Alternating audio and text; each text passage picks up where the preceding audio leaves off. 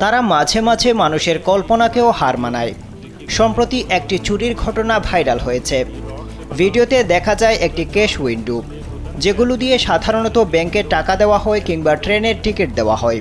এরকম একটি ছোট্ট জায়গা দিয়ে এক চোর ঢুকছে, এরপর মোবাইল নিয়ে আবার সেই জায়গা দিয়ে পালিয়ে যায় সে। পুরো ঘটনাটি সিসি ক্যামেরায় ধরা পড়েছে।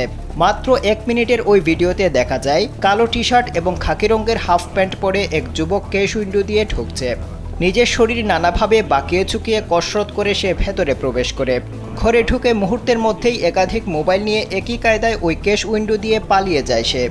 এই চোরের কাণ্ড দেখে অবাক হয়েছেন নেটিজেনরা, আবার অনেকে উদ্বেগ প্রকাশ করেছেন।